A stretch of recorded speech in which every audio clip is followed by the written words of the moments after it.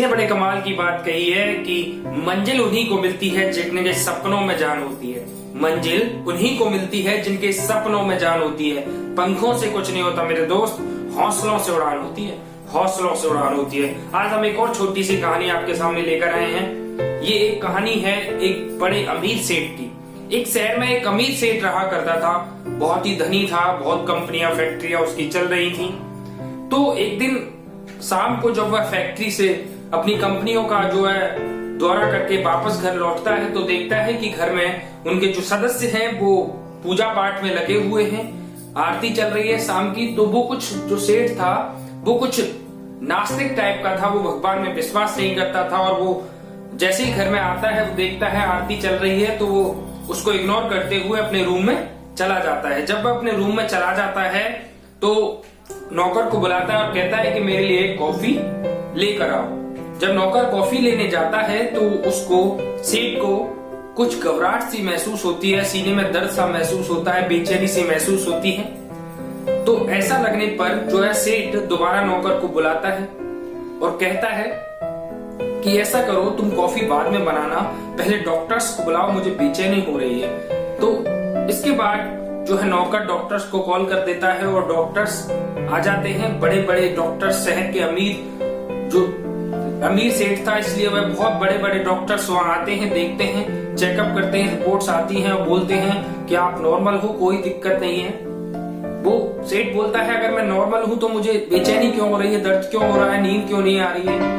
तो उन्होंने नींद की गोली भी लिख दी। अगर आपको ज्यादा परेशानी हो, डॉक्टर ने कहा अगर आपको ज्यादा परेशानी हो तो आप नींद की गोली लेकर सो जाना। और ऐसा कहकर डॉक्टर चले गए। तो सेठ जो है पूरी रात बेचैन रहा। लगभग टाइम हो रहा होगा 3 बजे का।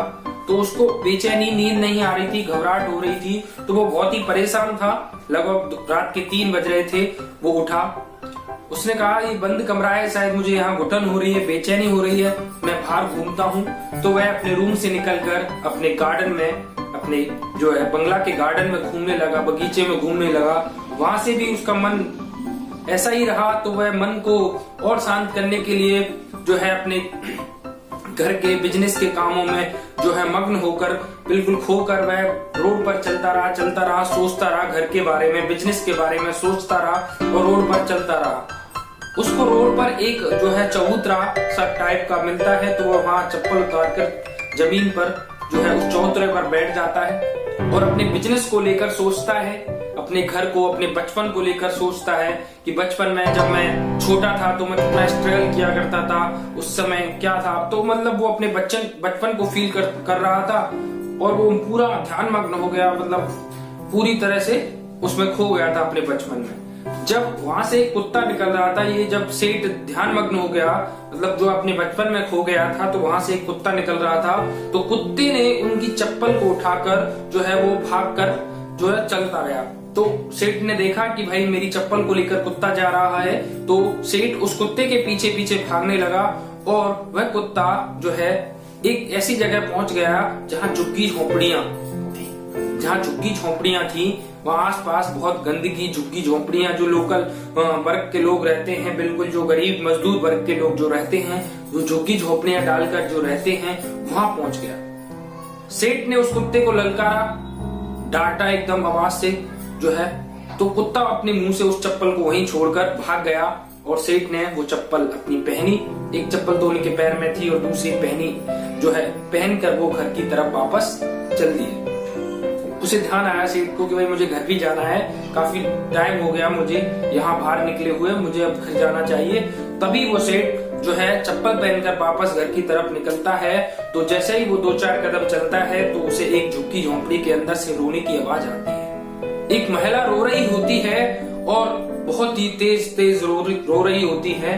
तभी सेठ सोचता है कि क्या देखूं इस महिला क्यों रो रही है। तब सेठ ने सोचा, फिर दोबारा उसके मन में एक और विचार आता है, क्यों फालतू की आफतों में पड़ो यार, अपने काम से काम रखो और निकल लो। तो सेठ जैसे ही ये बात सोचकर निकलता है तो 3-4 कदम चलने के बाद और एक मन में विचार आता है कि एक बार देख तो लूं क्यों रो रही है, क्या बात है। तो इतना कहकर सेठ ने जो है उस झुग्गी झोपड़ी का दरवाजा खटखटाया और दरवाजा खटखटाने के बाद उस महिला ने वो दरवाजा खोला उस महिला ने वो दरवाजा खोला तो सेठ ने तुरंत हाथ जोड़ते हुए कहा कि बहन जी मुझे माफ करना, मैं तो बस इसलिए ये दरवाजा खटखटाया है पूछने के लिए आप रो क्यों रही हैं। आप गलत ना समझे मुझे, मैं तो इसलिए पूछ रहा हूँ कि आप रो क्यों रही हैं इतनी सुबह सुबह और आपको क्या दिक्कत है, बस इसीलिए मैंने आपका ये दरवाजा खुलवाया है, पूछा है, मेरा कोई और मतलब नहीं है। उसने कहा कि सेठ ने कि तुम रो क्यों रही हो। तो उस महिला ने बताया कि साहब ये मेरी बच्ची है, एक 7 साल की बच्ची है जो कि बीमार है, कोई भी मदद नहीं कर रहा है। डॉक्टर ने कहा है कि इसका जो है ऑपरेशन होना है और ऑपरेशन में बहुत खर्चा होगा। डॉक्टर ने कहा है इसका ऑपरेशन होना है और इसके ऑपरेशन में बहुत खर्चा होगा, मेरी कोई मदद नहीं कर रहा है, मेरी बच्ची को जो है बहुत दिक्कत है और मेरी बच्ची कैसे बचेगी। इस प्रकार से उस महिला ने अपना दुख सेठ के सामने रखा, जाहिर किया। तो सेठ ने कहा कि तुम रो क्यों रही हो, रोने से कुछ नहीं होगा। जहां तुम काम करती हो उनसे मदद मांगो, किसी और से मदद मांगो, ऐसे काम रोने से क्या होगा, तुम रो क्यों रही हो, मदद क्यों नहीं मांग रही हो। तब उस महिला ने कहा कि कल शाम को एक बाबा जी आया था, एक अधबूढ़ा बाबा जो भगवान स्वरूप जो बाबा जी हुआ करते हैं, वो आया साधु संत टाइप का।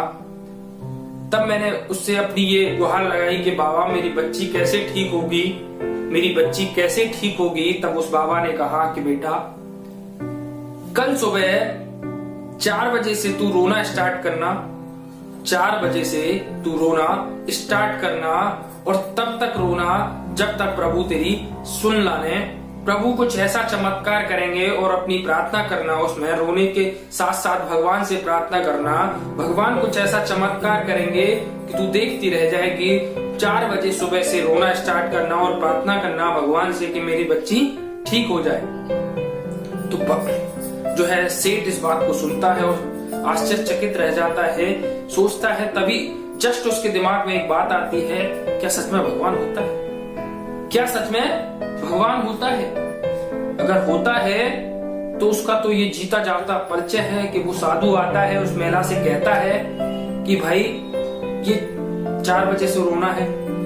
सेठ एकदम मतलब जो है आश्चर्यचकित रह जाता है और तुरंत एम्बुलेंस को फोन करता है और एम्बुलेंस वहां आती है और जितने भी बड़े डॉक्टर्स हैं उनको फोन करके कहता है कि इस बच्ची का जितना भी खर्चा हो ठीक होने में, मैं उसको कोई भी प्रॉब्लम नहीं है, करिए, इसको ठीक करिए बिल्कुल। ऐसा कह के एम्बुलेंस में उसको बिठाकर भेज देता है। तब वह जो है सेठ अपने घर के लिए निकलता है। जब सेठ घर के लिए निकलता है तो मन में विचार आता है कि सच में भगवान होता है। मैं तो नास्तिक हूं, मुझे क्या मतलब इस चीज से, परंतु मैं इस चीज को देख रहा हूं। जब वो साधु आया, उस महिला से कहा कि 4 बजे से रोना स्टार्ट करना, आपकी भगवान सुनेगा, कुछ ऐसा चमत्कार होगा कि आपकी बच्ची ठीक हो जाएगी। अगर भगवान नहीं होता, क्या ये साधु का कहना उस महिला से, मेरा वहां आना, क्या चमत्कार है। एक दूसरे का मोहरा बना के प्रभु यूज करते हैं, भगवान यूज करते हैं, मुझे वहां भेजा उस महिला की मदद के लिए, इसका मतलब भगवान है। उस सेठ की जो है बेचैनी तो तभी खत्म हो गई थी कि जब बेचैनी हो रही थी ना सेठ को, उसकी बेचैनी तो तभी खत्म हो गई जब उसने एम्बुलेंस बुलाई, उसको फ्रीडम मतलब उसको अंदर से सुकून मिला कि भाई मैंने किसी की मदद की है। तो प्रभु होता है। प्रभु आप पूरे समय में, पूरी जिंदगी में उतना कुछ नहीं कर सकते जितना प्रभु 1 मिनट में कर सकते हैं, भगवान 1 मिनट में कर सकते हैं। तो भगवान पे विश्वास करिए, आपने आपको आत्मसमर्पित कर दीजिए। आपको कुछ नहीं दिखे तब आत्मसमर्पित प्रभु के चरणों में जाके कर दीजिए, आपका सॉल्यूशन जरूर मिलेगा।